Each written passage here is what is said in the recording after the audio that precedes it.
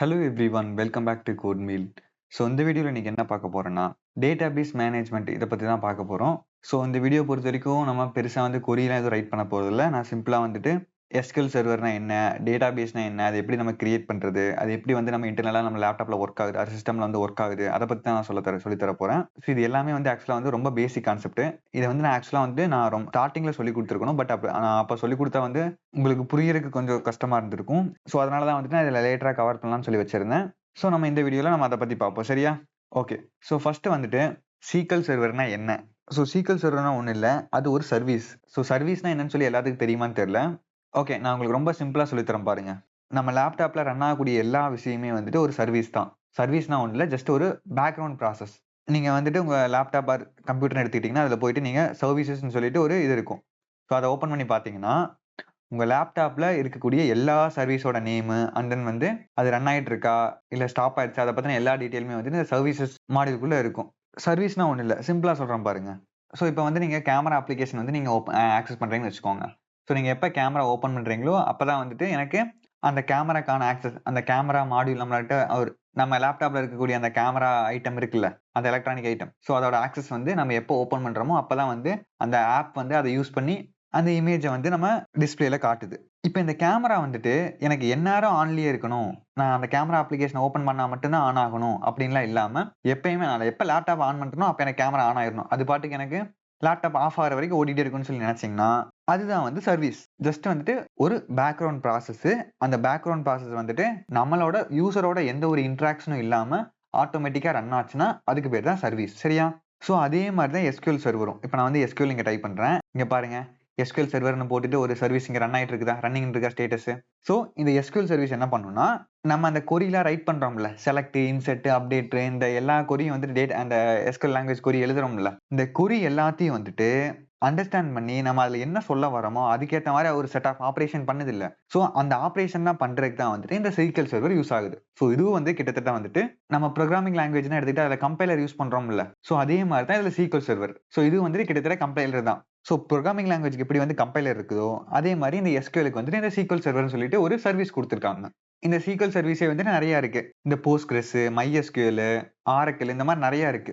But எல்லாமே வந்து ஒரு சர்வீஸ் தான். பட் ஒவ்வொரு சர்வீஸை வந்து டிஃப்ரெண்ட் லாங்குவேஜ் வந்து சப்போர்ட் பண்ணும். இப்போ இங்க எப்படி வந்து நம்ம TSQL வந்து நம்ம இங்க இந்த எஸ்கியூஎல் சர்வர்ல யூஸ் பண்றோம்ல, அதே மாதிரி ஒவ்வொரு எஸ்கியூஎல் சர்வீஸும் வந்து ஒவ்வொரு எஸ்கியூஎல் சப்போர்ட் பண்ணும். எல்லா எஸ்கியூஎலுக்கு வந்து ரொம்ப பெரிய டிஃபரன்ஸ்லாம் இருக்காது. ஒரு சில சின்டாக்ஸ் வந்து சேஞ்ச் ஆகும். ஒரு 100ல ஒரு 10% சேஞ்ச் இருக்கும், அவ்வளவுதான். ஸோ இதுதான் வந்து ஆக்சுவலா வந்து சீக்வல் சர்வருங்கிறது. ஸோ இது உங்களுக்கு புரிஞ்சிருக்குன்னு நினைக்கிறேன். அதே மாதிரி இந்த சீக்வல் சர்வர் பொறுத்த வரைக்கும் எனக்கு மல்டிபிள் வெர்ஷன் இருக்கு. 2019 அண்ட் தென் வந்து 2022. ஸோ அதுக்கு முன்னாடி வந்து பழைய வெர்ஷன்லாம் இருக்கு. நீங்க ஒரு கம்ப்யூட்டர் ஆர் ஒரு லேப்டாப்னு எடுத்துக்கிட்டா அதுல வந்துட்டு நீங்க மல்டிபிள் இன்ஸ்டன்ஸ் வந்து உங்களால வந்து ஒர்க் பண்ண முடியும், அதாவது யூஸ் பண்ண முடியும். அதாவது 2022, 2019 எல்லாத்தையும் வந்துட்டு நீங்க ஒரே சிஸ்டம்ல அட் டைம்ல யூஸ் பண்ண முடியும். பட் ஒவ்வொரு சர்வீஸ்க்கு வந்து ஒவ்வொரு கான்ஃபிகரேஷன் இருக்கும். எக்ஸாம்பிளுக்கு யூசர் நேம் பாஸ்வேர்டு வேற வேறையா இருக்கலாம், அந்த சர்வீஸோட நேம் டிஃபரெண்டா இருக்கலாம். இந்த மாதிரி நிறைய சேஞ்சஸ் ரெண்டுக்குமே இருக்கும். நீங்க ரெண்டையுமே வந்து அட் டைம்ல யூஸ் பண்ண முடியும். பட் இப்போ என்னோட லேப்டாப்ல பாத்தீங்கன்னா நான் ஒரே ஒரு சர்வீஸ் தான் யூஸ் பண்றேன். சீக்வல் சர்வர்ல நான் 2022 வெர்ஷன் யூஸ் பண்றேன். ஸோ அதுதான் வந்து லேட்டஸ்ட் வெர்ஷன். ஸோ அதனால நான் அதை யூஸ் பண்றேன். சரியா? ஸோ சீக்வல் சர்வர்னா என்னன்னு சொல்லி உங்களுக்கு புரிஞ்சிருக்குன்னு நினைக்கிறேன். இப்போ இந்த SSMS, இந்த மைக்ரோசாஃப்ட் சீக்வல் சர்வர் மேனேஜ்மெண்ட் ஸ்டுடியோன்னு இருக்குல்ல, இது எதுக்குன்னு பாத்தீங்கன்னா இது வந்து ஜஸ்ட் வந்துட்டு ஒரு இன்ட்ராக்ஷன் டூல். இந்த டூலை யூஸ் பண்ணி நம்ம கொரியை வந்து டைரக்டா ரைட் பண்ண முடியுது. அதாவது நீங்க இந்த கொரிஸ் எல்லாமே வந்துட்டு நீங்க கமெண்ட் ப்ராம்ப்ட் தெரியுமில்ல, உங்களுக்கு ஒரு பிளாக் கலர் விண்டோ இருக்கும்ல, அதுலயே வந்து நீங்க ரைட் பண்ணி உங்களை சீக்வல் சர்வரை ஆக்சஸ் பண்ண முடியும். பட் அப்படி பண்ணா எனக்கு என்ன ஆகும், இந்த கொரி வந்து நான் ஆட்டோ சஜஸ்ட்லாம் பண்ணதில்ல. நான் செலக்ட்டுக்கு அப்புறம் ஸ்டார் போட்டா ஃப்ரம்க்கு அப்புறம் இந்த டேபிள்ஸோட நேம் எல்லாம் காட்டுது. என்னால வந்து தீமை வந்து அட்ஜஸ்ட் பண்ணிக்க முடியுது. ஒரு சில இன்பில்ட் ஃபீச்சர்ஸ்லாம் வந்து இந்த டூல் வந்து எனக்கு ப்ரொவைட் பண்ணுது. ஸோ இது எல்லாமே வந்துட்டு எனக்கு அந்த கமெண்ட் ப்ராம்ப்ட் வந்து கொடுக்காது. ஸோ நம்மளோட இந்த கொரி ரைட் பண்ற ப்ராசஸ் வந்து சிம்பிளிஃபை பண்றதுக்காக தான் வந்துட்டு இந்த டூல் யூஸ் பண்றோம். இந்த டூலுக்கும் இந்த சீக்வல் சர்வருக்கும் எந்த சம்மந்தமும் இல்லை. சரியா? ஞாபகம் வச்சுக்கோங்க. ஸோ இந்த இடத்துல பாத்தீங்கன்னா நான் CUST போட்டா அந்த கஸ்டமர்ஸ் ஆட்டோமேட்டிக்கா காட்டுது இல்ல. ஸோ இது என்ன பண்ணுதுன்னா ஆட்டோமேட்டிக்கா வந்து அந்த டேட்டா பேஸ்ல என்னென்ன டேபிள்லாம் இருக்கும் நான் ரைட் பண்றதுக்கு ஏற்ற மாதிரி அந்த சஜஷன் வந்து ப்ரொவைட் பண்ணுது இல்ல. ஸோ இந்த மாதிரி யூசஸ் தான் வந்துட்டு இந்த டூல் வந்து நம்ம யூஸ் பண்றோம். சரியா? சரி, ஓகே. இப்போ நெக்ஸ்ட் பாத்தீங்கன்னா டேட்டாபேஸ். ஸோ டேட்டாபேஸை பொறுத்த வரைக்கும் சிஸ்டம் டேட்டாபேஸ் அண்ட் தென் வந்து யூசர் டிஃபைன் டேட்டாபேஸ் ரெண்டு டைப் இருக்கு. நீங்க அந்த உங்களோட SSMSல போயிட்டு இந்த ஆப்ஜெக்ட் எக்ஸ்ப்ளோரர் போனீங்கன்னா அதுல எல்லா டேட்டாபேஸும் உங்களுக்கு காட்டும். அதாவது அந்த சர்வீஸ்ல இருக்கக்கூடிய எல்லா டேட்டாபேஸும் காட்டும். இதுல வந்து இந்த செக்யூரிட்டி, சர்வர் ஆப்ஜெக்ட், இந்த மாதிரி வந்து நிறைய இருக்கு. இதை பத்திலாம் நான் எக்ஸ்பிளைன் பண்ண போறதில்ல. எல்லாமே வந்து ஒவ்வொன்று வந்து வாஸ்ட் டாபிக். அது வந்துட்டு ஸ்பெசிஃபிக் கேஸ்ல மட்டும் தான் யூஸ் ஆகும் நமக்கு. இப்போதைக்கு நமக்கு தேவைப்படாது. அதனால வந்துட்டு மேபி ஃபியூச்சர்ல உங்களுக்கு யூசஸ் இருந்துச்சுன்னா நீங்க அதை எக்ஸ்ப்ளோர் பண்ணி பாருங்க. பட் இப்போதைக்கு நம்ம அதை பத்தி பார்க்க போறதில்ல. ஜஸ்ட் வந்துட்டு இந்த டேட்டாபேஸ் செக்ஷன் இதை மட்டும் தான் நம்ம பார்க்க போறோம். சரியா? ஓகே. ஸோ ஃபர்ஸ்ட் வந்து சிஸ்டம் டேட்டாபேஸ் இதை நான் எக்ஸ்பிளைன் பண்றேன் பாருங்க. இதுல இந்த மாஸ்டர், மாடல், MSDB, டெம்ப்டிபி இந்த 4 டேட்டாபேஸ் டிஃபால்ட்டா இருக்கும். நீங்க ஒரு SQL சர்வீஸ் இந்த சர்வீஸை வந்து உங்க லேப்டாப்ல இன்ஸ்டால் பண்ணும்போதே வந்துட்டு டிஃபால்ட்டா இந்த 4 டேட்டாபேஸும் கிரியேட் ஆயிடும். இது இல்லாம இந்த SQL சர்வர் ரன் ஆகாது. ஸோ இந்த ஃபர்ஸ்ட் பாத்தீங்கன்னா இந்த மாஸ்டர் இருக்குல்ல, இந்த மாஸ்டர் எதுக்குன்னு பாத்தீங்கன்னா இது வந்து இதோட நேமுக்கு ஏத்த மாதிரி இந்த டேட்டாபேஸ் இல்லைன்னா எனக்கு இந்த மொத்த SQL சர்வருமே ரன் ஆகாது. இந்த மாஸ்டர் டேட்டாபேஸ் இருக்கு பாத்தீங்களா, இதுதான் வந்துட்டு இந்த SQL சர்வர்ல நீங்க என்னென்ன சேஞ்சஸ் பண்றீங்களோ அது எல்லாத்தையுமே வந்துட்டு இது இங்க ஸ்டோர் பண்ணி வச்சிருக்கும்.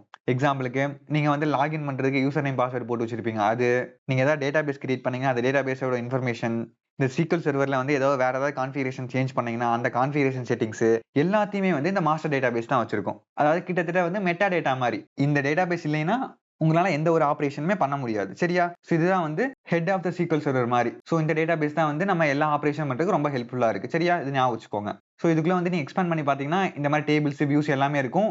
நீங்க வந்துட்டு ஒவ்வொன்னா ஓபன் பண்ணி பாருங்க. பட் நான் ஒவ்வொன்னா இந்த இடத்துல எக்ஸ்பிளைன் பண்ணிட்டு தான் டைம் தான் வேஸ்டா போகும். இப்போ நான் இந்த டேபிள்ஸ் ஓபன் பண்ணி பார்த்தா இங்க வந்துட்டு நிறைய டேபிள் இருக்குல்ல, இந்த ஒவ்வொரு டேபிள் நீங்க ஆக்சஸ் பண்ணி பார்க்க முடியும்.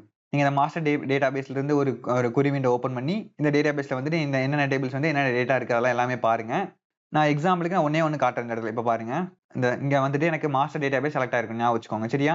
ஓகே. அடுத்து select star from sys dot databases இங்க இருக்கு. ஓகே. இதை ரன் பண்றேன் பாருங்க. இப்ப இங்க பாத்தீங்களா, நான் இந்த மாஸ்டர் டேட்டாபேஸ்ல இருந்து என்னோட மொத்த SQL சர்வர்ல என்னென்ன டேட்டாபேஸ் இருக்கு அது எல்லாத்தையும் வந்து என்னால கண்டுபிடிக்கும். என்னால வந்து பார்க்க முடியுது. அது எப்ப கிரியேட் பண்ணியிருக்கோம், அந்த டேட்டாபேஸோட ஐடி என்ன, அண்ட் தென் வந்துட்டு ஒரு சில எக்ஸ்ட்ரா இன்ஃபர்மேஷன் எல்லாமே இதுல இருக்கு. சோ இது என்ன பண்ணுனா ஜஸ்ட் வந்துட்டு நம்ம இந்த மொத்த SQL சர்வர்லயே பண்ணக்கூடிய எல்லா ஆபரேஷனையும் வந்துட்டு ட்ராக் பண்ணி இந்த டேட்டாபேஸ்ல ஸ்டோர் பண்ணி வச்சுக்கும். சரியா? சோ இதுதான் வந்து இதோட வேலை. ஓகே. நெக்ஸ்ட் பாத்தீங்கன்னா மாடல்.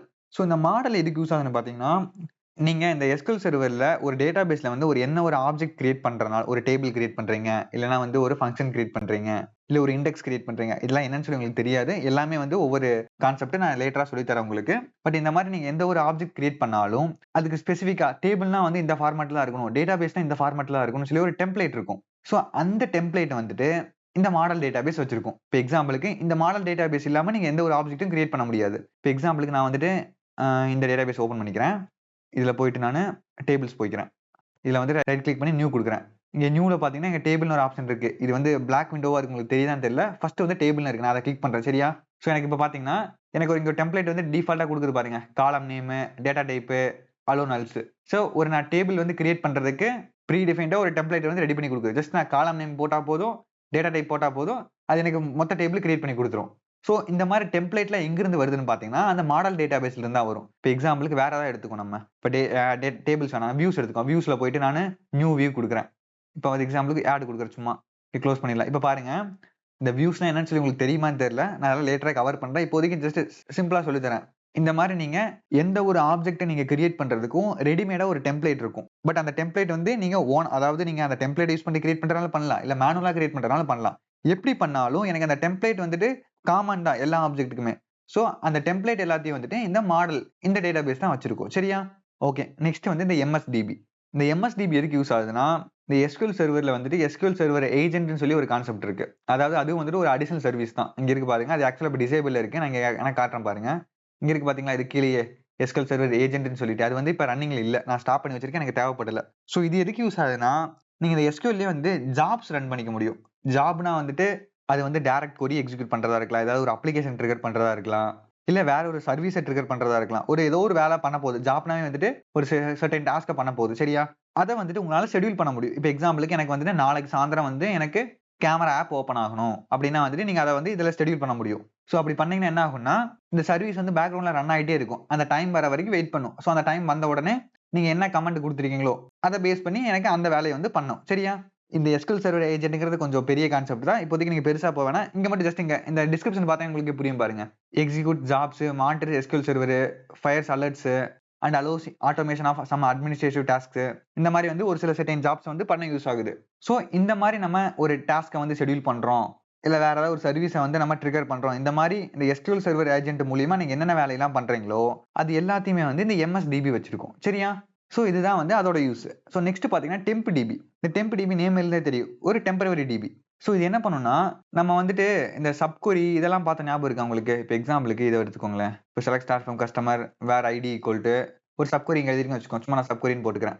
இப்ப இந்த இந்த சப்கொரில இருந்து ஒரு ஆன்சர் வரும்ல. அந்த ஆன்ஸர வந்து எனக்கு ஏதோ ஒரு இடத்துல ஸ்டோர் பண்ணியிருந்தா தான் வந்துட்டு, அத திரும்ப எடுத்து நான் இந்த கொரிக்கு யூஸ் பண்ண முடியும். ஸோ அந்த மாரி வந்து டெம்பரரியா ஸ்டோர் பண்ணக்கூடிய வேல்யூஸ் எல்லாமே வந்துட்டு இந்த டெம்ப் டிபில தான் ஸ்டோர் ஆயிருக்கும். இப்ப எக்ஸாம்பிளுக்கு நம்ம ஒரு 4, 5 டேபிள ஜாயின் பண்றோம்னு வச்சுக்கோங்க. நான் என்ன சொல்லியிருக்கேன் 2, 2 டேபிள் தான் ஜாயின் பண்ணணும். ஸோ 2, 2 டேபிளா ஜாயின் பண்ணி, அது 3வது டேபிளோட திரும்ப ஜாயின் பண்றதுக்கு, அந்த டெம்பரரி ரிசல்ட்ட வந்துட்டு இந்த டெம்ப் டிபில ஸ்டோர் பண்ணி வச்சிருக்கோம். ஸோ 3வது டேபிளோட ப்ராசஸ் வந்துட்டு இந்த டெம்ப் டிபில இருந்து இருக்கக்கூடிய ஆல்ரெடி ஸ்டோர் ஆன டேட்டாவ யூஸ் பண்ணி தான் எனக்கு அடுத்த ப்ராசஸ் பண்ணும். சரியா? அதே மாரி இந்த டெம்பரரி டேபிள் கான்செப்ட்லாம் இருக்கு. நான் அது எல்லாமே உங்களுக்கு லேட்டரா சொல்லி தரேன். டேபிள்ஸே வந்து நீங்க டெம்பரரியா கிரியேட் பண்ணிட்டு நீங்க அப்பவே அத டிராப் பண்ண முடியும். ஸோ அந்த மாரி டேபிள்ஸ் எல்லாமே வந்து இங்க தான் ஸ்டோர் ஆகும். சரியா? ஸோ அவ்வளவுதான் வந்து இந்த சிஸ்டம் டேட்டாபேஸ். ஸோ இதுல மொத்தத்துல வந்து இந்த 4 டேட்டாபேஸ் தான் இருக்கு. இன்னும் எக்ஸ்ட்ரா இருக்கு அந்த ரிப்போர்ட்டிங் டேட்டாபேஸ், ரிப்போர்ட் சர்வர் அந்த மாரி நெறைய இருக்கு. ஸோ அதெல்லாம் வந்து நம்ம ரொம்ப இன் டெப்த்தாலாம் போ வேணாம். ஜஸ்ட் பேசிக்கா இந்த 4 தெரிஞ்சா போதும். சரியா? ஓகே. நெக்ஸ்ட் வந்து user defined database. User defined எல்லாமே வந்துட்டு இது கீழ இருக்கு பாத்தீங்களா? இந்த advanced works, e-commerce, innovative industry, இந்த மேஜிக் இதெல்லாமே வந்து யூசர் டிஃபைன்ட். அதான் நானா கிரியேட் பண்ணது. இது எல்லாமே வந்துட்டு யூசர் டிஃபைன்ட். சரியா? இந்த 4 டேட்டாபேஸும் வந்துட்டு நீங்க இந்த SQL சர்வருக்கு இன்ஸ்டால் பண்ணும்போது எனக்கு கிரியேட் ஆயிடும். இதெல்லாம் வந்துட்டு நம்ம மேனுவலா நமக்கு நம்மளோட யூஸ் கேஸ பொறுத்து நம்ம கிரியேட் பண்ணுவோம். இப்போ வந்துட்டு நம்ம இதுநாள் வரைக்கும் நம்ம பார்த்துட்டு இருக்கோம்ல எல்லா செஷன்லயும். அது வந்துட்டு இந்த அட்வென்ச்சர் ஒர்க்ஸ் 2022 இந்த டேட்டாபேஸ நான் யூஸ் பண்ணி உங்களுக்கு சொல்லிக் குடுத்துட்டு இருக்கேன். சோ டேட்டாபேஸ்னா என்ன? அதுல என்னென்ன டைப் இருக்குன்னு சொல்லி புரிஞ்சிருக்கும்னு நினைக்கிறேன். ஓகே. இந்த டேட்டாபேஸ்லாம் எப்படி வந்து எனக்கு லேப்டாப்ல சிஸ்டம்ல வந்து ஸ்டோர் ஆகும்னு சொல்லி உங்களுக்கு டவுட் இருக்கும். சோ அத பார்த்துருவோம்.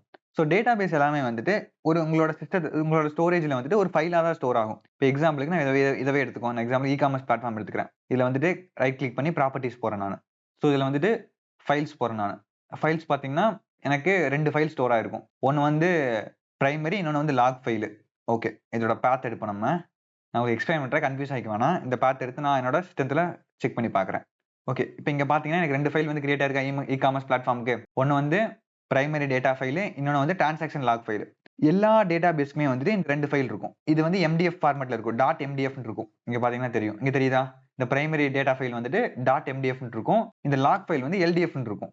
.ldfன்னு சொல்லிட்டு இந்த எக்ஸ்டென்ஷன்ல வந்து ஸ்டோர் ஆயிருக்கும். சோ இந்த 2 ஃபைல் எதுக்கு யூஸ் ஆகுதுன்னு பார்த்தீங்கன்னா, இந்த ஃபர்ஸ்ட் டேட்டா ஃபைல் இருக்கு பார்த்தீங்களா? இந்த நேம்ல இருந்தே உங்களுக்கு தெரியும். நீங்க ஒரு டேட்டாபேஸ்ல ஸ்டோர் பண்ணக்கூடிய டேட்டா, டேபிளு, ஒரு இண்டெக்ஸ், ஸ்டோர் ப்ரொசீஜர், வியூஸ் எல்லாமே அதாவது ஸ்டோரேஜ் சம்பந்தமா இருக்கக்கூடிய எல்லா ஆப்ஜெக்ட்டுமே வந்துட்டு இந்த ஃபைல்ல தான் ஸ்டோர் ஆயிருக்கும். இப்போ எக்ஸாம்பிளுக்கு நம்ம அந்த அட்வான்ஸ்ட் ஒர்க்ஸ் பார்த்தோம்ல. இப்போ அது எங்க இருக்குன்னு தெரியல. ஓகே. ஒருவேளை அதுதான் அந்த டேட்டாபேஸ்னு வச்சுக்கோங்க. அதுல வந்து நம்ம கஸ்டமர் டேபிள் கிரியேட் பண்ணிருப்போம். அதுல கஸ்டமர்ல வந்து ஒரு 10 கஸ்டமர் ஸ்டோர் பண்ணிருக்கோம் வச்சுக்கோங்க. அந்த 10 கஸ்டமரோட இன்ஃபர்மேஷன் வந்துட்டு இந்த ஃபைல்ல தான் ஸ்டோர் ஆயிருக்கும். சோ இந்த SQL சர்வர் தான் போயிட்டு இந்த ஃபைல்ல இருந்து டேட்டாவ வந்து ரிட்ரைவ் பண்ணி எனக்கு அந்த டேபிளா வந்து அங்க காட்டுது நமக்கு. சரியா? சோ இந்த டேட்டா ஃபைலோட வேலை இதுதான். நெக்ஸ்ட் வந்து இந்த லாக் ஃபைல். இந்த லாக் ஃபைல் எதுக்குன்னா, நம்ம இந்த டேட்டாபேஸ்ல பண்ணக்கூடிய எல்லா டிரான்சாக்ஷனையும் வந்துட்டு இந்த லாக் ஃபைல் தான் ஸ்டோர் பண்ணி வச்சிருக்கோம். இப்போ எக்ஸாம்பிளுக்கு இன்சர்ட் பண்றோம், அப்டேட் பண்றோம், டெலீட் பண்றோம். இந்த மாதிரி என்ன ஒரு ஆப்பரேஷன் பண்ணாலும் அது எல்லாத்தையுமே வந்துட்டு இந்த லாக் ஃபைல் தான் ஸ்டோர் பண்ணி வச்சிருக்கோம். அதாவது மொத்தத்துல வந்து டிரான்சாக்ஷனா ஸ்டோர் பண்ணி வச்சிருக்கோம். டிரான்சாக்ஷன்னா வந்துட்டு ஒண்ணும் இல்ல. நம்ம பண்ணக்கூடிய ஆப்பரேஷன்ஸ். சோ ஒவ்வொரு ஆப்பரேஷனும் வந்து ஒரு டிரான்சாக்ஷன் தான். இப்போ வந்துட்டு சம்டைம் வந்துட்டு இப்ப டேட்டாபேஸ் வந்து கரெக்ட் ஆயிடுச்சு. உங்களால வந்து எந்த ஒரு சேஞ்சுமே பண்ண முடியலன்னு வச்சுக்கோங்க. ஏதோ ஒரு தெரியாம வேற ஏதாவது டேட்டாபேஸ் டெலீட் பண்ணி விட்டீங்கன்னு வச்சுக்கோங்க. ஏதாவது ஒரு டேபிள் வந்து டெலீட் பண்ணி விட்டீங்க. அதனால வந்து உங்களால வந்து டேட்டாபேஸ் ஆக்சஸ் பண்ண முடியலன்னு வச்சுக்கோங்க. இந்த லாக் ஃபைல யூஸ் பண்ணி நீங்க பண்ண சேஞ்ச வந்து ரிவர்ட் பண்ண முடியும். அதாவது நீங்க என்னென்ன சேஞ்ச் இதுக்கு முன்னாடிலாம் பண்ணிருக்கீங்களோ அது எல்லாமே இது வந்து ஸ்டோர் ஆயிருக்கும். சோ அந்த பர்ட்டிகுலர் டிரான்சாக்ஷன மட்டும் நம்ம ரோல் பேக் பண்ண முடியும். அதாவது ரிவர்ட் பண்ண முடியும். ரிவர்ட் பண்ணி நம்மளோட டேட்டாபேஸ் வந்து கரெக்ட்டா இருந்துச்சுனாலும் அத வந்து நம்ம பழைய ஸ்டேட்டுக்கு வந்து கொண்டு வர முடியும். சரியா? மொத்தத்துல இந்த லாக் ஃபைல் வந்துட்டு எல்லா டிரான்சாக்ஷனையும் வச்சிருக்கோம். இந்த டிரான்சாக்ஷன் யூஸ் பண்ணி அந்த டிரான்சாக்ஷன் லாக்ஸ் யூஸ் பண்ணி நம்ம டேட்டாபேஸ் கரெக்ட் ஆனாலோ இல்ல வந்து நம்ம ஒரு டிரான்சாக்ஷன் வந்து தப்பா பண்ணிட்டோம். ஒரு இன்சர்ட் வந்து தப்பா பண்ணிட்டோம்னா அத ரோல் பேக் பண்றதுக்கு யூஸ் ஆகுது. சரியா?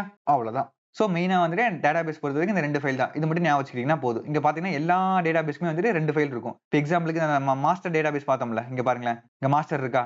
மாஸ்டர் வந்துட்டு இது வந்து பிரைமரி டேட்டா, அடுத்து லாக் ஃபைல். சோ இந்த மாதிரி எல்லா டேட்டாபேஸ்க்குமே 2 ஃபைல் இருக்கும். இது கூட வந்துட்டு அடிஷனலா வந்து NDFன்னு ஒரு ஃபைல் இருக்கும். அதுவும் வந்துட்டு கிட்டத்தட்ட வந்து டேட்டா ஃபைல் தான். இது வந்து MDFன்னு சொன்னேன்ல. அதே மாதிரி NDFன்னு ஒரு ஃபைல் இருக்கு. அது வந்துட்டு ஒண்ணும் இல்ல. எனக்கு டேட்டாபேஸ் வந்து ரொம்ப பெருசா இருந்துச்சுன்னா, இந்த டேட்டா ஃபைல வந்து நம்ம ஸ்ப்ளிட் பண்ணி யூஸ் பண்ண முடியும். இந்த MDFங்கிறது வந்து டிஃபால்ட்டா கிரியேட் ஆகக்கூடியது. இல்ல எனக்கு வந்து டேட்டாபேஸ் வந்து டேட்டா வந்து ரொம்ப அதிகமா ஸ்டோர் பண்ணுவேன். சோ எனக்கு அடிஷனலா வந்து இன்னொரு MDF ஃபைல் தேவைப்படுது அப்படின்னா, அத வந்து நீங்க MDF-ஆ கிரியேட் பண்ண முடியாது. NDF-ஆ தான் கிரியேட் பண்ண முடியும். இப்போ எக்ஸாம்பிளுக்கு இங்க பாருங்களேன். இந்த டெம்ப் DB சொன்னேன்ல. இந்த டெம்ப் DB பாருங்க எத்தனை இது இருக்கு. பட் வந்து நான் DBனாவே 2 ஃபைல் தான் இருக்குன்னு சொன்னேன்ல. இது ஏன் எத்தனை ஃபைல் இருக்கு? ஏன்னா வந்து இந்த டெம்பரரி டேட்டாபேஸ் வந்து பெரிய டேட்டாபேஸ். ஸோ அதனால தான் வந்துட்டு இந்த பிரைமரி டேட்டா ஃபைல் வந்து ஒண்ணே ஒன்று இருக்கும். இந்த செகண்டரி டேட்டா ஃபைல் பார்த்தீங்கன்னா நிறைய இருக்கும். நான் சொன்னேன்ல, ஒரு டேட்டாபேஸ் பெருசா இருந்துச்சுன்னா பிரைமரி டேட்டா ஃபைல் ஒண்ணே ஒன்று வச்சுக்கலாம் நீங்க. ஒருவேளை எக்ஸ்ட்ரா டேட்டா ஸ்டோர் பண்ண போறீங்கன்னா அது எல்லாத்தையும் வந்து செகண்டரி டேட்டா ஃபைல்ல வச்சுக்கலாம். இதோட ஃபார்மேட் பாருங்களேன், எக்ஸ்டென்ஷன் என்டிஎஃப்னு இருக்கா. ஸோ ஒரு டேட்டாபேஸ் பொறுத்த வரைக்கும் ஒரே ஒரு எம்டிஎஃப் தான் இருக்கணும். என்டிஎஃப் வந்துட்டு எத்தனை வேணா இருக்கலாம். சரியா? ஓகே, அவ்வளவுதான் வந்து இந்த டேட்டாபேஸ் பொறுத்த வரைக்கும். ஓகே, நெக்ஸ்ட் வந்து நம்ம இந்த டேட்டாபேஸ் எப்படி கிரியேட் பண்றதுன்னு பார்ப்போம் நம்ம. ஓகே, இதை நான் க்ளோஸ் பண்ணிக்கிறேன். டேட்டாபேஸ் கிரியேட் பண்றது ரொம்ப சிம்பிள். ஜஸ்ட் வந்துட்டு கொரி சொல்ற பாருங்க, கிரியேட் டேட்டாபேஸ், டேட்டாபேஸ் நேம். இப்போ வந்து என் பேர் வெங்கடேஷ்னு போட்டுக்கிறேன், நான் சும்மா ரன் பண்றது. எனக்கு கிரியேட் ஆயிருச்சு.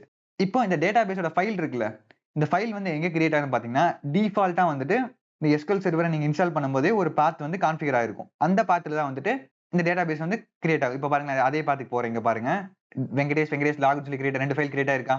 இந்த ஃபைலோட சைஸ் பாத்தீங்கன்னா டிஃபால்ட்டா வந்து இவ்வளவு கேபி தான் இருக்கும். நீங்க வந்து அதை எக்ஸ்டெண்ட் பண்றனாலும் பண்ணிக்கலாம், அது உங்க விருப்பம். அது வந்துட்டு இங்க கிரியேட் பண்றப்பே கான்ஃபிகர் பண்ண முடியும். இங்க வந்துட்டு ஆன் போட்டு பிரைமரின்னு போட்டு அதே மாதிரி லாக் ஃபைல் இந்த மாதிரி போட்டு நம்ம அதோட பாத்தெல்லாம் வந்து கான்ஃபிகர் பண்ண முடியும் நம்ம. இது வந்து ஒரு பெரிய கொரி. ஆக்சுவலா நான் வந்துட்டு சொன்ன டைம் தான் வேஸ்ட் ஆகும். நீங்க வந்துட்டு கூகுள் பண்ணி பாருங்க. எனக்கும் சரியா தெரியல. ஆக்சுவலா நான் என்ன பண்ணுவேன்னா, எப்பயுமே வந்து டேட்டாபேஸ் கிரியேட் பண்றேன்னா டைரக்டா இங்க போவேன், இங்க ரைட் கிளிக் பண்ணுவேன், நியூ டேட்டாபேஸ் இருக்கும். இந்த டேட்டாபேஸ் ரைட் கிளிக் பண்ணவே நியூ டேட்டாபேஸ் இருக்கும். இதுக்குள்ள போயிட்டு நீங்களோட டேட்டாபேஸோட நேம் அந்த வந்து அதோட ஃபைல் வந்து எங்க ஸ்டோர் ஆயிருக்கணும். ஃபைல் குரூப்ஸ் இருக்கு பாத்தீங்களா, இதுல வந்துட்டு இந்த எம்டிஎஃப் ஃபைல், என்டிஎஃப் ஃபைல் எவ்வளவு குரூப் எனக்கு, அதாவது ஃபைல் குரூப்னா ஒண்ணு இல்ல, கலெக்ஷன் ஆஃப் ஃபைல். நான் சொன்னேன்ல இந்த எம்டிஎஃப் ஃபைல் வந்து நிறைய இருக்குன்னு சொல்லிட்டு. சோ அந்த மாதிரி வந்து நீங்க கலெக்ஷன் ஆஃப் ஃபைல வந்து கொண்டு வர முடியும். இந்த ஃபைலோட பாத் வந்து எங்க ஸ்டோர் ஆகணும், இது எல்லாத்தையுமே வந்து நீங்க கான்ஃபிகர் பண்ண முடியும். நீங்க அந்த கொரிய எழுதுனா வந்துட்டு அந்த கொரிய வந்து மனப்பாடம் பண்ற மாதிரி இருக்கும். மனப்பாடம் பண்றது மீன்ஸ் அது நான் 4-5 வாட்டி யூஸ் பண்ணா நீங்க வந்துட்டு அது தானா வந்து உங்களுக்கு மண்டையில ஏறிடும். பட் நான் மேக்ஸிமம் வந்துட்டு நான் இந்த மாதிரி இந்த டூலை யூஸ் பண்ணி தான் வந்துட்டு நான் கிரியேட் பண்ணுவேன். சரியா? சோ இவ்வளவுதான் வந்து டேட்டாபேஸ் கிரியேட் பண்றது. சோ இந்த டேட்டாபேஸ்னு சொல்லி உங்களுக்கு புரிஞ்சிருக்கும்னு நினைக்கிறேன். நெக்ஸ்ட் வந்து டேட்டாபேஸ் வந்து டெலீட் பண்றது ஈஸி தான். சிம்பிளா வந்துட்டு இங்க கிரியேட்டுக்கு பதிலா டிராப்னு போட்டீங்கன்னா முடிஞ்சது. அவ்வளவுதான், டிராப் ஆயிடும் அந்த டேட்டாபேஸ் ஃபுல்லாவே. சோ எனக்கு டெலீட் பண்றதுக்கு கொஞ்சம் டைம் எடுத்துக்குது. ஓகே, இந்த டேட்டாபேஸ் வந்து ஆல்ரெடி இங்க ஆக்சஸ் ஆயிட்டு இருக்கு. ஓகே, நான் எப்படி டெலீட் பண்றேன்னு சொல்றேன் பாருங்க. இன்னொரு ஈஸியான வே பாத்தீங்கன்னா, இதை ரிஃப்ரெஷ் பண்ணிக்கோங்க. இங்க வெங்கடேஷ் இருக்கா, இதை ரைட் கிளிக் பண்ணி டெலீட் கொடுக்குறேன். இங்க பாத்தீங்கன்னா க்ளோஸ் எக்ஸிஸ்டிங் கனெக்ஷன் இருக்கும். அதாவது அந்த டேட்டாபேஸை வந்து வேற ஏதாவது ஆக்சஸ் பண்ணிட்டு இருந்தாலும் நம்ம இங்க இதை கொடுத்துட்டோம்னா அது அந்த கனெக்ஷன் வந்து ஆட்டோமேட்டிக்கா டிஸ்கனெக்ட் ஆயிடும். இங்க ஓகே கொடுத்தா எனக்கு டெலிட் ஆயிடும். இப்போ போயிட்டு நம்ம அந்த ஃபைலை பார்ப்போம். இங்க பாருங்க, அந்த 2 ஃபைல் டெலிட் ஆயிருச்சா. ஸோ டேட்டாபேஸ்னா ஒன்றும் இல்லை, அந்த 2 ஃபைல் சேர்ந்து தான் டேட்டாபேஸ். ஸோ இவ்வளவுதான் வந்து டேட்டாபேஸ் கிரியேட் பண்றது அண்ட் தென் வந்து டெலிட் பண்றது. ஸோ இது உங்களுக்கு புரிஞ்சிருக்கும்னு நினைக்கிறேன். அவ்வளவுதான் வந்துட்டு இந்த டேட்டாபேஸ் வந்து நம்ம மேனேஜ் பண்றது, அதாவது கிரியேட் பண்றது, டெலிட் பண்றது, டேட்டாபேஸ்னா என்ன, அது எப்படி வந்து ஸ்டோர் ஆகுது, இதை பத்தி உங்களுக்கு ஒரு கிளியர் ஐடியா கிடைச்சிருக்குன்னு நினைக்கிறேன். ஸோ அவ்வளவுதான் வந்து இந்த வீடியோ பொறுத்த வரைக்கும். இதுல நான் வந்து சொல்லி கொடுத்தது வந்து உங்களுக்கு கொஞ்சம் யூஸ்ஃபுல்லா இருக்கும்னு நான் நம்புறேன். அதே மாதிரி இதுல நிறைய கான்செப்ட் இருக்கு. இந்த செக்யூரிட்டி, டேட்டாபேஸ் ஸ்னாப்ஷாட் இதெல்லாம் வந்துட்டு நம்ம ரேரா தான் யூஸ் பண்ணுவோம். உங்களுக்கு வந்துட்டு இப்ப பிகினர் லெவலுக்கு இது இவ்வளவு தேவைப்படாது ஆக்சுவலா. ஸோ அதனால வந்துட்டு நம்ம பெருசா அதுக்குள்ளலாம் போய் பார்க்க வேணாம். இந்த அளவுக்கு தெரிஞ்சுக்கிட்டீங்கன்னாவே போதும். சரியா? ஸோ அவ்வளவுதான் இந்த வீடியோ பொறுத்த வரைக்கும். இதுல ஏதாவது டவுட்ஸ் இருந்தா வந்து நீங்க கமெண்ட் செக்ஷன்ல கேளுங்க. நான் வந்து உங்களுக்கு எக்ஸ்பிளைன் பண்றேன். ஸோ இதே மாதிரி நெக்ஸ்ட் வீடியோல பார்க்குற வரைக்கும் good bye friends. Have a nice day.